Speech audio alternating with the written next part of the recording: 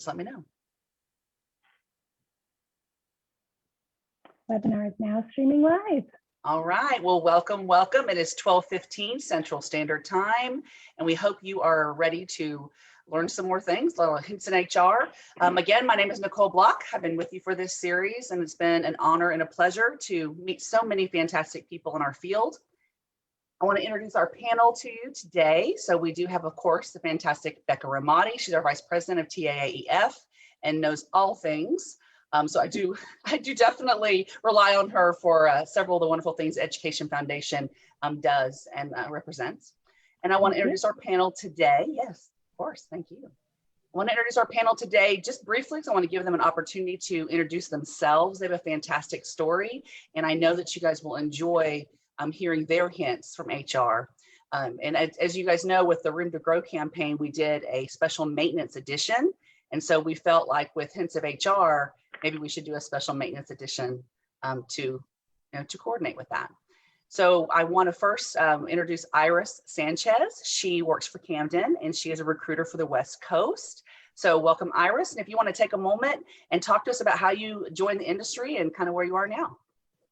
Yes, ma'am. So I started off in the industry right after I graduated from college over at Texas A&M University. Whoop, all my Aggies out there. I actually moved into a Camden property, and you just get really close to some of those leasing consultants. And we were talking about life, and I talked about how I really wasn't enjoying my job after college.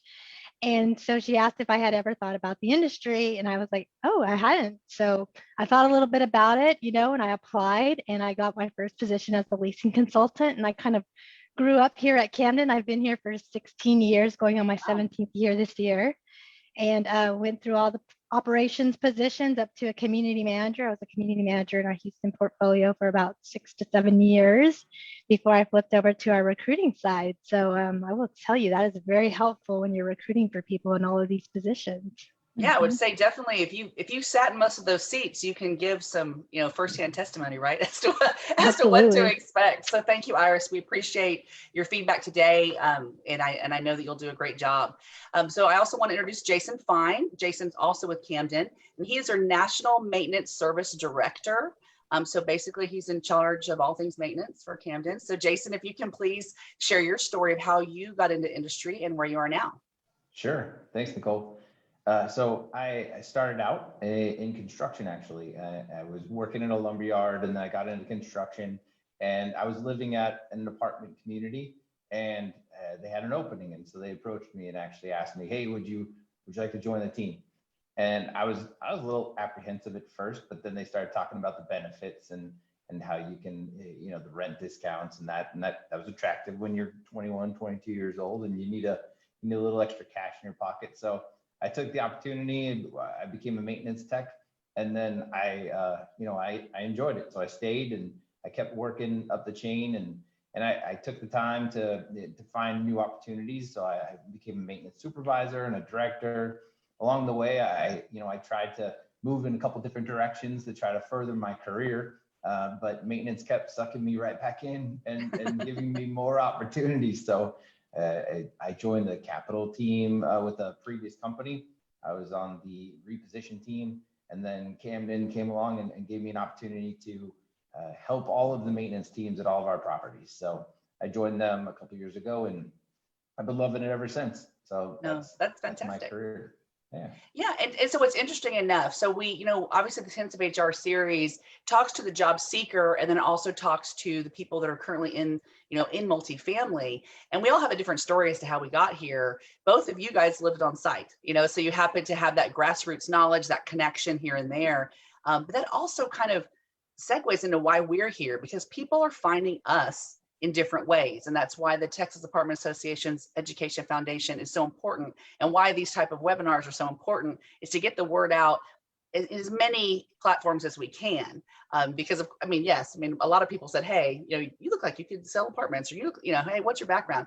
But we're getting a more, diverse group, and we're hoping to continue down that path.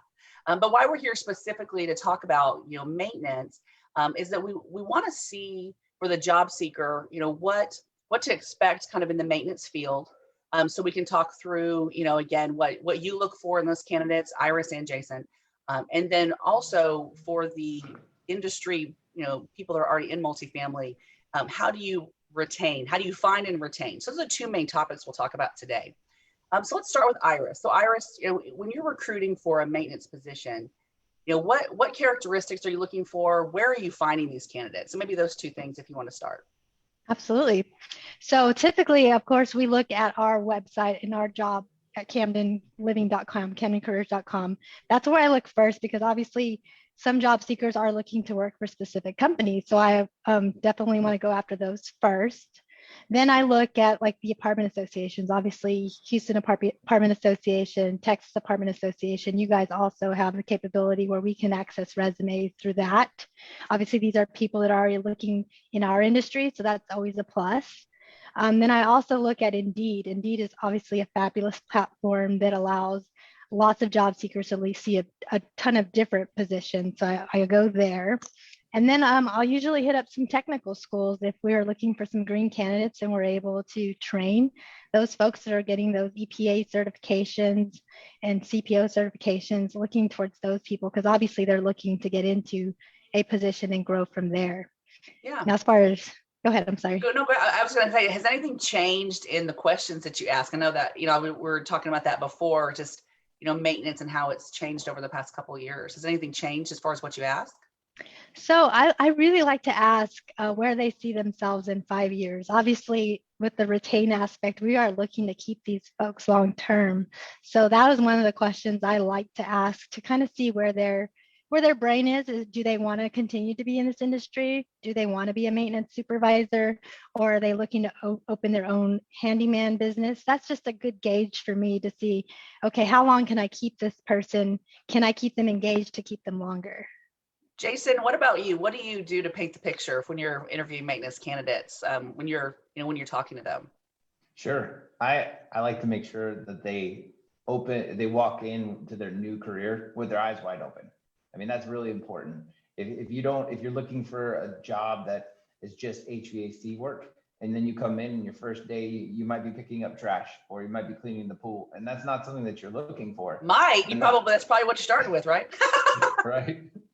Yeah. So that's the thing. You want to make sure that everybody comes in eyes wide open, especially with the on-call schedule. I mean, that can be a deal breaker for some people if you like your weekends off and your after hours from time to time. So it's important that if you're with a candidate and you're interviewing them, that you tell them you're going to be doing a whole myriad of different job duties. You might be picking up trash. You might be doing HVAC work. That's the rewarding part to me, is the being able to touch different career types, I guess is how you would put it: carpentry, plumbing, electrical, and then being able to help residents. So that's the fun part, but it's very important to let them know. Yeah, and I think that we're seeing that trend though. I know that whenever you talk about the technical school, if they're going to HVAC school to get that certification, we talked about that when we did our debrief with Jason and Iris too, is that certification is important to a point, but application and experience also weigh into that equation too. So by painting that picture, if someone comes in and thinks, hey, I'm HVAC certified, all I'm doing is working on ACs. What are you doing the rest of the time? So I think painting that picture is really important. And I know, Jason, you had talked about, also kind of gauging their attitude. Like if they're not, if they don't know that they're picking up, pet after pets, and they don't understand that. Or I think you said a couple of times you look at their face to see what their reaction is going to be, right? Right. Then I think it helps to gauge that. But I think that's, but again, being able to paint that picture is definitely important. But going back to a challenge, so many of you guys, if you're in the industry out in the audience, you might be on the office side of the house, and you might be the one that are responsible, for interviewing these maintenance candidates. Iris, I'd love for you to kind of talk through how you learned to speak maintenance. I think that's kind of a fun story, but I think that's important for our management team if we're interviewing these candidates to know what we're looking for. So can you share your story, Iris? Yeah, absolutely. So when I was promoted to a community manager, my first community, the maintenance folks, there was a language barrier. So they all spoke Spanish, and And so I really had to get in there and learn and look to see what the issue was with the maintenance team so that I could go back and translate that to the residents and also to vendors.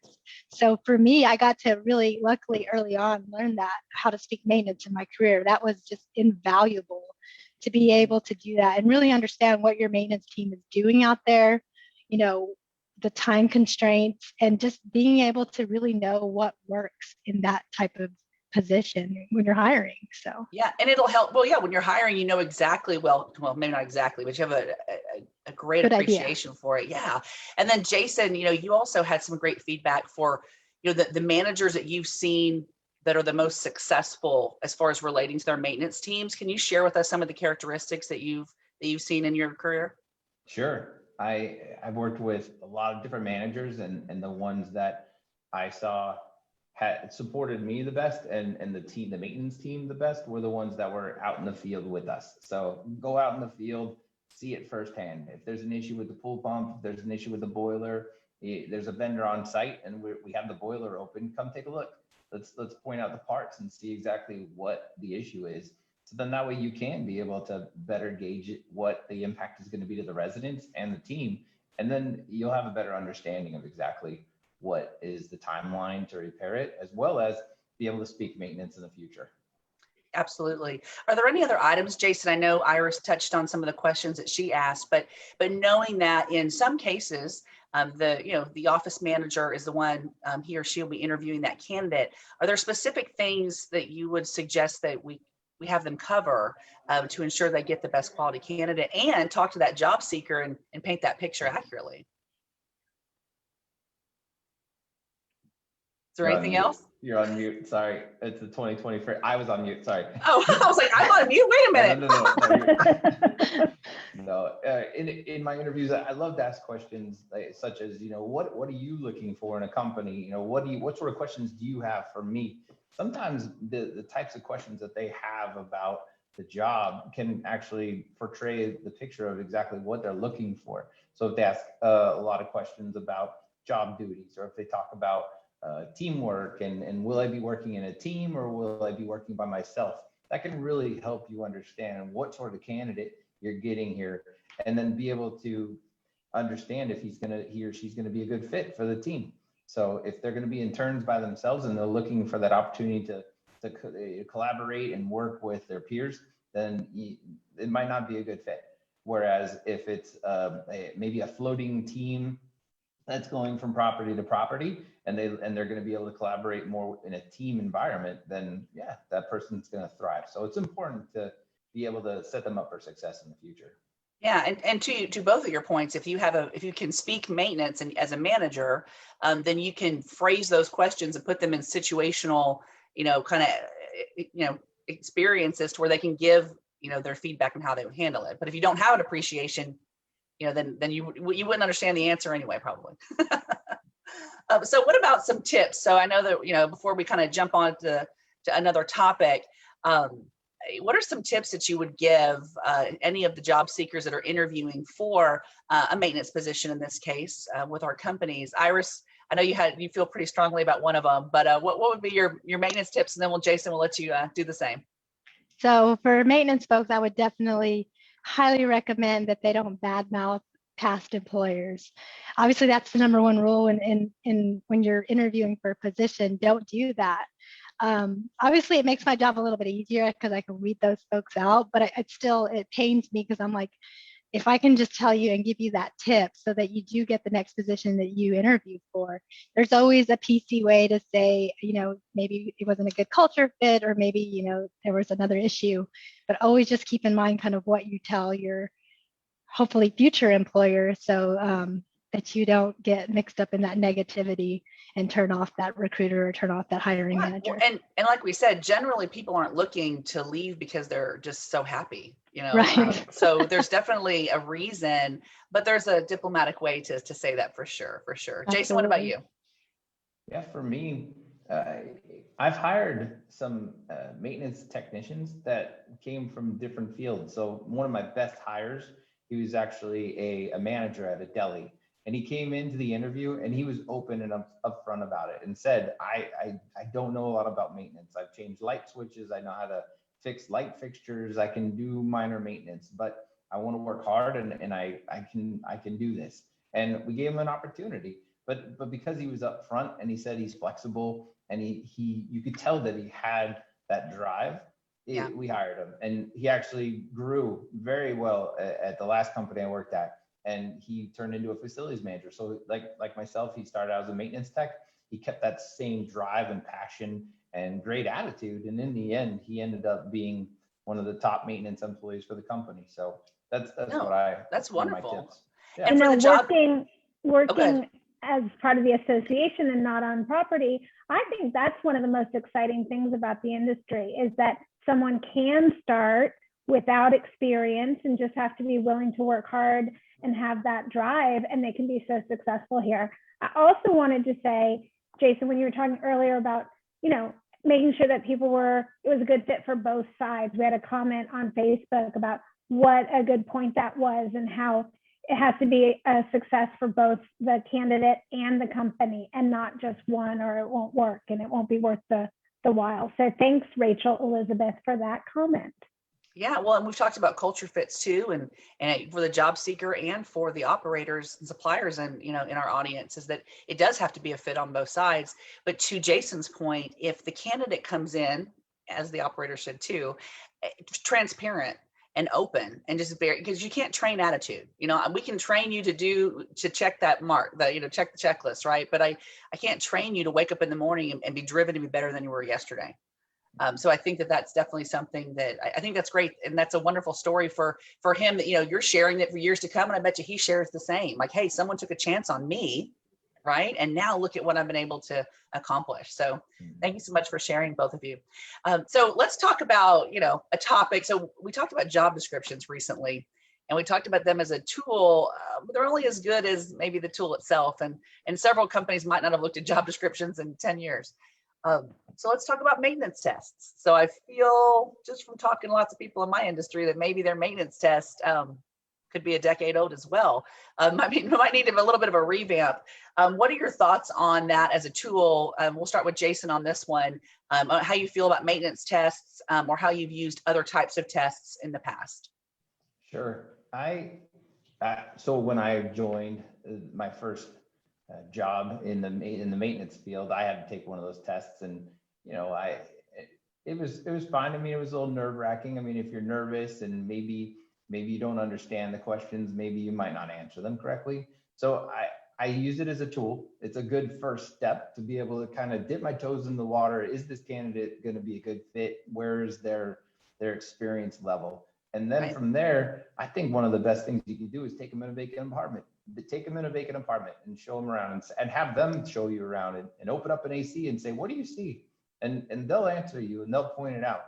And an experienced maintenance tech can point everything out.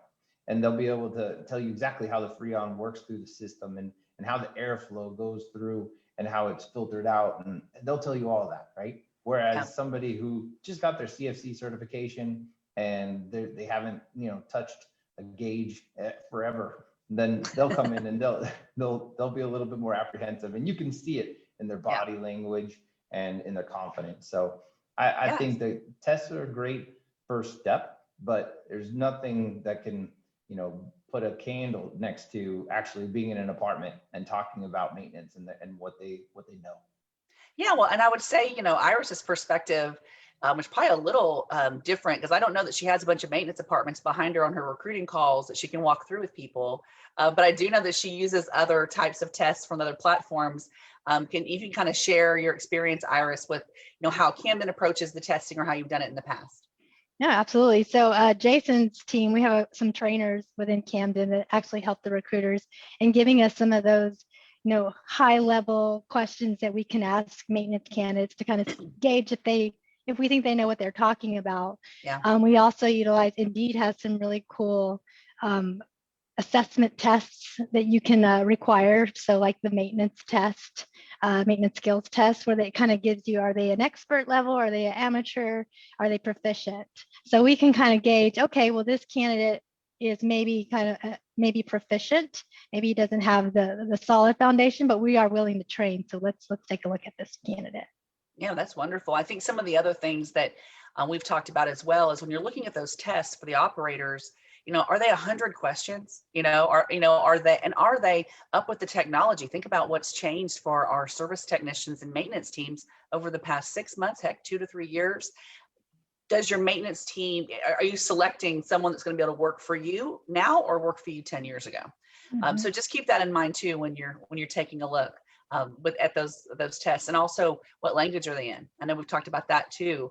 Similar to what Jason's point was, is that is someone with English as their second language able to complete that test? But if you take them into the apartment, to your point, Jason, they can show you and walk you through the process. So just a little tip for our operators out there to see if it's something you can take a look at, so you can use it as a tool. Because at the end of the day, we want to make sure you have all the tools you can. So now you hired them, right? So you hired this fantastic candidate. Iris has found them. Jason blesses them. It's going to be an amazing journey. Let's talk about the journey, and let's talk about retention.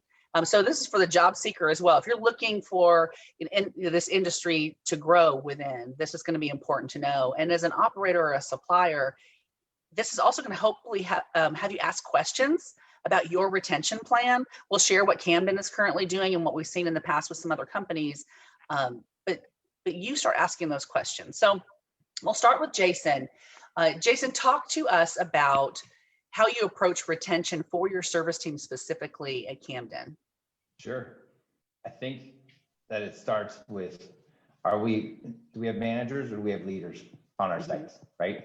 If we have managers and we're just task oriented, then everybody's going to come to work and they're just going to fulfill tasks. We're going to check those boxes. We're going to go home. But am I empowering or am I engaging my team? And I think that's where it all comes down to. The secret sauce is, are you giving everybody an opportunity to do something that makes them feel like they're part of a team and not just a number, right? Mm-hmm. So at Camden, one of the things that we've worked on is developing future leaders. If I'm a maintenance tech and I come to work every day and I do my tickets and I do my turns, but I don't know what my future holds, or I don't know what is in store for me, then I might start looking elsewhere, right? Whereas if I'm a maintenance tech and I'm doing my tickets and turns, but maybe I'm part of a program, a leadership program, and I get to learn how to be a leader and then what it takes to be a maintenance supervisor of the future, then I'm going to become engaged. And that's in my past, that's what I had, is I had a leader that actually took the time to show me the different pieces of what it took to be a maintenance supervisor. And I'll tell you what, I stayed. I didn't look for other jobs. I got all those emails that said, hey, there's an opportunity at this company, there's an opportunity at that company. And Iris, she's sending them? Wait a minute. I was looking for you. And I responded every single time with, no, I'm happy right now. It's because I was engaged. I was doing something that was interesting. And I think that's definitely valid, Jason. And I want to dig a little deeper on that, because there's sometimes with companies pockets of excellence to where you have people that are natural leaders and naturally in power, but then that's only in that silo. So Camden's approach is a little bit different as far as like adopting a, almost like a mantra with, in a program, if you will. Can you walk through the program that we discussed as far as kind of that roadmap? Can you talk through specifically for Camden? Yeah, sure. We have a road to maintenance program, and what it is it's a leadership training program for our maintenance techs. And what it does is it breaks down a maintenance supervisor position into a couple key components. So the service requests and the turnovers and how to use the computer and what sort of systems we have. And so it breaks everything down into bite-sized chunks. Like my dad said when I was going back to college, he said, how do you eat an elephant? You eat it one bite at a time. Same sort of situation here. Yeah, let's give them pieces, right? Yeah. A lot of times we take a great maintenance tech, we throw them in as a supervisor, and then they sink or swim. Yeah. Now imagine as a maintenance tech, I get to go through a program and be able to learn about what it takes, and I get to get my feet wet and do that take that responsibility on in chunks. Yeah. And then when I become a supervisor, now all of a sudden I'm more successful. But while I'm a tech, you're engaging me and you're getting me involved. So let's talk about this specifically. So at Camden, you guys added additional layers of responsibility, if you will. So, one of the things you mentioned is that, as you continue to grow with your skill set, you end up being on the biggest, baddest, beast of the region. And so you don't have the bandwidth to continue to maybe grow on your leadership skills. So you created a program to where you almost have like these, little, like I call them pods. So you talk through, how you use your experts. Sure. Well, like you said, in the past, you grow to the biggest, baddest property. And so you have your best supervisor at the toughest community, and the burnout rate is high. So what we did is we started up a market maintenance supervisor position, which is we take the best maintenance employee, the one that is cut his teeth and earned his stripes at that big property. And then we make them the market maintenance supervisor. And now they can be able to go to a smaller community, but then support the rest of the properties. So that engages them as well too. So now you're retaining some of your best talent, and you're giving them an opportunity to learn the next level. And then I think that those and the soft skills are what, like you said, you're trying to grow leaders for sure. Right. So you have the market supervisors, and then they roll up into eventually, regional service managers. But that layer is so key. But you're also giving them the opportunity to learn that. I think so many times that burnout rate is just so key. And you kind of get yourself in a position to where it's like, I can't leave. I can't. My hourly rate is this, and my experience is this, but I can't jump. So let's talk to Iris real quick about that, because what Jason just said is crucial and fantastic. And how do you sell that? So now you're on, you put your recruiter hat on, you have your job seeker. How do you sell that to ensure that candidate knows kind of what their plan is? Yeah, so that goes back to that question I love to ask about, where do you see yourself in 5 years? And if they tell me they want to be a maintenance supervisor, that's exactly when I throw in, oh, well, that is great to hear. We have a program called Road to Maintenance. And as you can imagine, as a recruiter now, having all of that bench strength that are ready for maintenance supervisor positions, Camden promotes within. We love to promote from within. 75% of our opportunities go to internal candidates. So to be able to sell that to somebody who wants that is just, it's invaluable. Absolutely. Well, and I think that the challenge, so, we've been talking to the job seeker a little bit, but then let's talk to the operators and the suppliers here. Is it, do you have to have a robust system tomorrow that has a full road to maintenance? And because this took years for them to develop, right? You guys were asking questions, and it evolves, and you trial and error.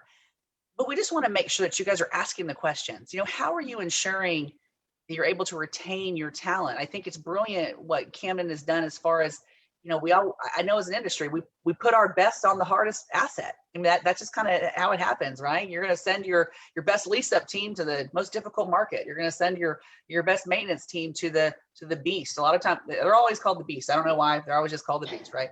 I think that's industry wide. But I think that by realizing that doesn't actually serve a long-term purpose, and then that burns out our best associates, I think stepping back and asking yourself that question and being able to turn a corner is fantastic. Is there anything else? I know our time is almost up. Believe it or not, I told you guys it was fly. But is there anything else? I want to give you just a minute, Jason and Iris. We'll start with Jason. Just anything else that you would, as far as advice you would give to any maintenance candidates that are out there. We'd love to hear it. Yeah, definitely. I want to piggyback though on the last topic though. Yeah. Imagine, so the old model is you have your best maintenance supervisor at the toughest asset, the beast. Imagine now you take them and they become the MMS. You put a new person at that beast. Now you have two people that can actually help support the beast. Absolutely. So instead of somebody being in the boat alone, they've got somebody there that's helping them. So love it. In regards to the question about what I would say to an operator or to somebody new to the industry, you know what? I didn't sign up for this. When I was in high school, I didn't say, I want to be a maintenance employee and paint apartments and fix AC units. I didn't say that. I fell into it. But you know what? I tell my kids every day that, this is a great industry, and look what it's provided us, right? It's provided us a home, and it's provided us what we need. So as far as an operator, I would say, continue to strive to look for those people with great attitudes. I know we always look for the person with all the the qualifications, and they're the greatest employee ever, but guess what? They're being retained by us. Yeah. They're being retained by everybody else. That unicorn we're looking for is probably at another property going through a training program and being groomed for future leadership. So perfect. Be open to training that new employee, the green employee. Yeah. Appreciate it. All right, Iris. I'll keep it short. No, you're good. Then I'll wrap it up and we'll be done. So, but no, Iris, we want to make sure that you have the opportunity to share too. Absolutely. Just go after what you want. Those texts, definitely follow up. If it's a company you really want to work for, follow up. I mean, there's a ton of guys out there. And a lot of folks don't return calls. So if you really want that position, follow up and go for it. No, that's fantastic. Well, I know we probably will mention, what about our voting? How's our voting going, Miss Becca, about our Room to Grow campaign? So you want to update us on that? Yes, there's one more day to vote today, and also two days to vote, today and tomorrow. The voting will end tomorrow night at 11:59 p.m. So get your votes in. I'll put the web address for voting in the comments, and please vote and support these fantastic candidates. I think this session teaches us that we need to hear more about maintenance. Absolutely. Well, again, my name is Nicole Block. Becca and I, we want to extend our, just thank you so much. We're so grateful for you guys, Jason and Iris, for participating today. All of you guys out in social media land for lending us your ear. Please let us know any topics that you want to see in the future so we can continue to just make our industry that much more robust with good job seekers meeting up with the right operator and supplier. So have a wonderful day and we appreciate you. Bye, guys. Thanks, y'all.